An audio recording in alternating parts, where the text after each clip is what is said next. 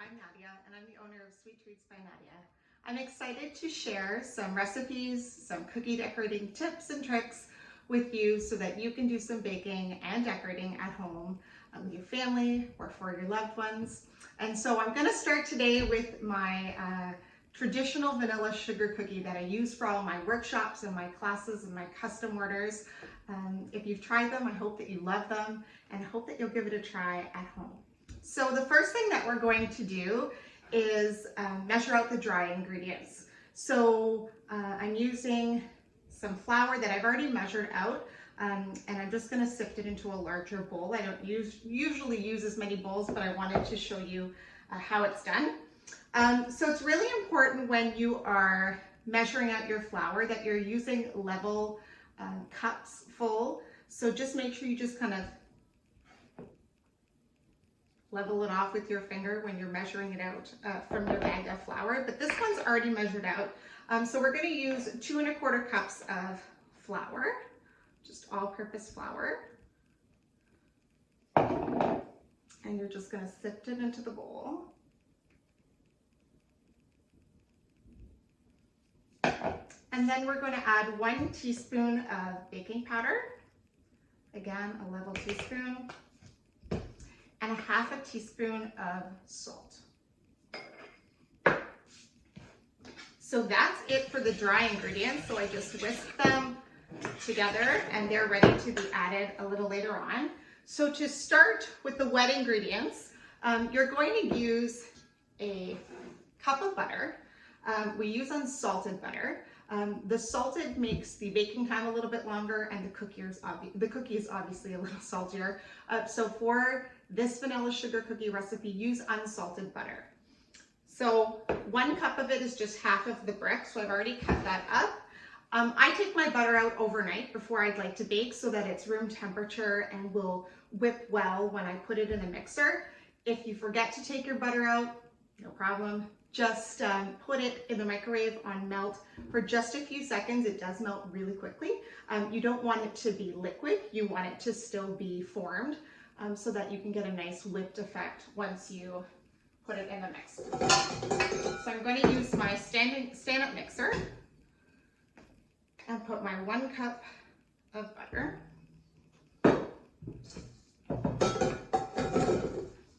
And I'm just going to let it whip until about fluffy for about a minute.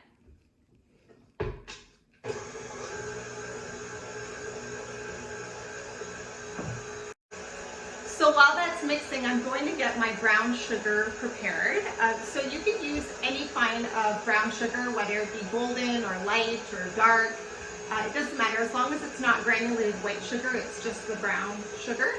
So you're going to take 3/4 cup packed.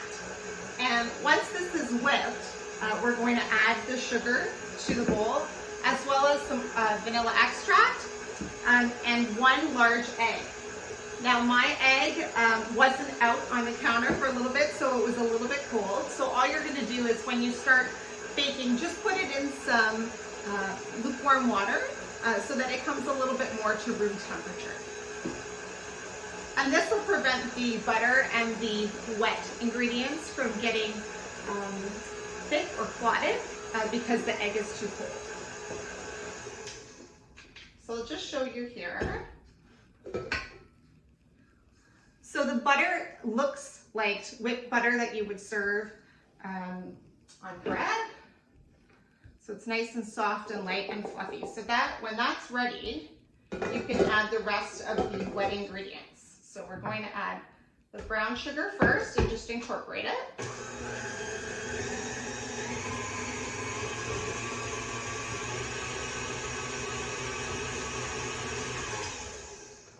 And then I'm going to add 1 teaspoon of vanilla extract. You can just use artificial. If you have pure vanilla extract, feel free to use that. I've used all different types of vanilla extract, and they've all worked out great. And then the last thing is just adding the egg. So 1 large egg.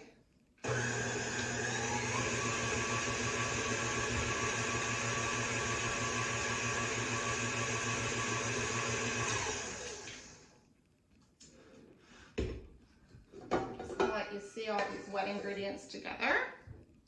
So everything is incorporated, but because I want to add the dry ingredients now, I'm just going to take a spatula and just wipe down the sides of the bowls so that when we mix the dry ingredients in, there won't be a lot of wet stuck on the side of the bowl. So we've already done the dry ingredients in another bowl and whisked them together. So I'm going to add about half of the mixture to the mixer. And then I'm just going to take a tea towel and I'm going to cover the top of the mixer because the flour will start flying out. You'll get a little film of dust. So this will kind of help keep all the ingredients in.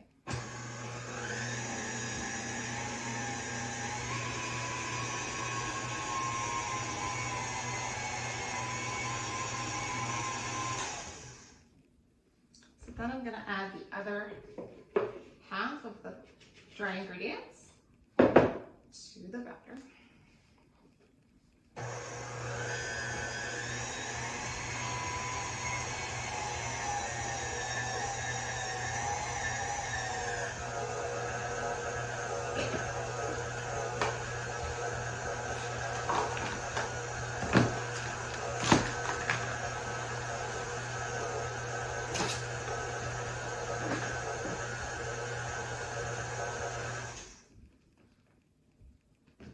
So before it's done, I'm just also going to take the spatula and just go through and wipe the sides of the bowls down just to make sure everything mixes really evenly and well so that I don't get clumps of dry or clumps of wet ingredients when I try to form my dough ball.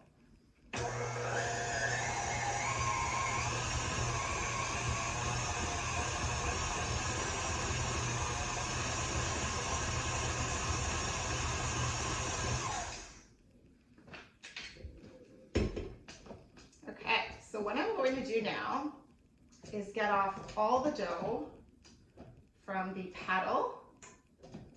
And if you have a stand-up mixer at home, I do use the paddle attachment, not the whisk attachment. So even for making the butter whip, I'm using the paddle the entire time. So I'm just going to flour my surface just a little bit so that the dough doesn't stick. And I'm just going to take it into the bowl.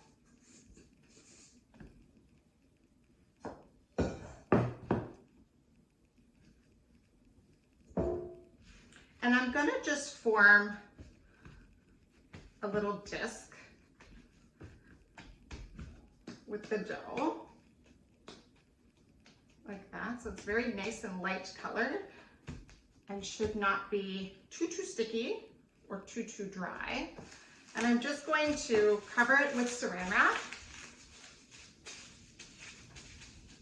like that. And I'm gonna put it in the fridge for an hour to chill. So when you use cookie cutters to do sugar cookies, it helps when the dough is a little bit firmer so that the cutters will cut nice and crisp into the flattened out dough. It also helps with the spread. So you want your shape to hold and when you bake it. So if it's too soft, your dough, or too warm, that's going to make it kind of spread out a little bit when it bakes. And we don't want that. We want the shape of the cutter to retain its form. So this will go in the fridge for 1 hour to chill. If you're crunched for time, you can also throw it in the freezer for 30 minutes. But just make sure that it's firm when you pull it out, and that it's not feeling soft in the middle. So I'm gonna put this in my fridge for the hour. Now I already have some dough that was in the fridge that I've pulled out, just to show you how to roll it out. So when I roll out my dough, I don't do it directly on the countertop. I actually use some wax paper and roll it in between the sheets of wax paper. This is a lot cleaner, less mess, and I find that it also helps me transfer the cookies a lot more effectively.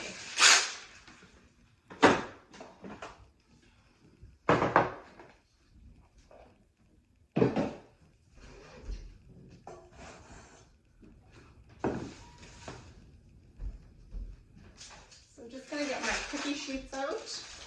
So typically for my cookie sheets, when I'm baking these sugar cookies, I'm going to put a piece of parchment down on the top of the tray so that the cookies don't stick to the pan, right? So I usually take a large knife and just kind of slice the dough into more manageable sections for me to be able to work out.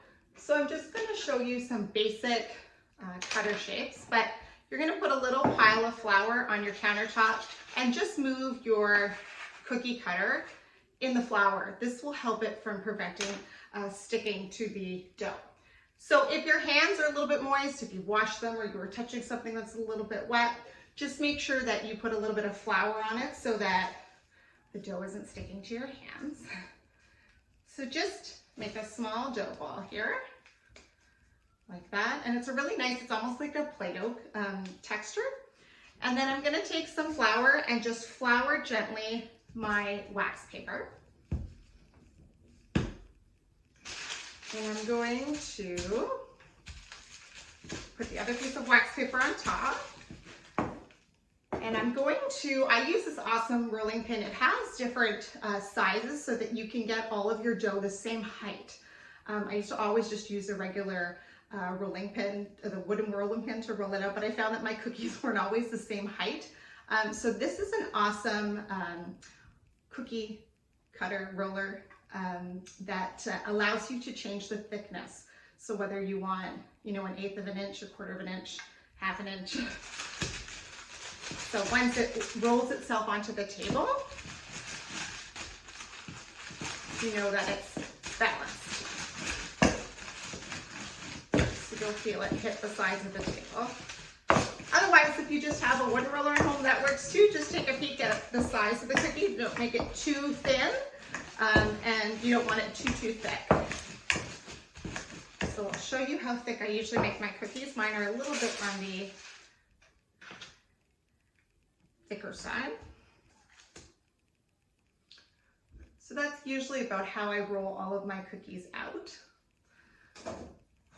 So you're just going to cut those out and put them on the tray. And I usually leave about 1 inch space on the tray in between the cookies so that if they do spread just a little bit, that they won't connect to the cookie beside it. So you're going to preheat your oven while you're cutting these out to 350. And then they're going to go in for about 7 or 8 minutes. So depending on your stove, I have a convection oven, so I find about 7-8 minutes will do it. You want them to just go a little bit golden brown and just a little tiny bit of brown along the edges so that you know that it's cooked. And if it doesn't look shiny on top, then you know you're good. If it's too greasy or shiny on top, you know that the inside of the cookie is not quite done, and so give it another minute or two. And then once you take them out, you're going to let them cool on a cooling rack or on your tray for a little bit, and then you're ready to ice them. And I'll be doing another video on my royal icing that I use for all of my sugar cookies. And I'm also going to be sharing a bunch of different types of sugar icing, sugar cookie icings that you might be able to make at home if you don't have all of the ingredients to make royal icing. Happy baking! It's a sweet world after all.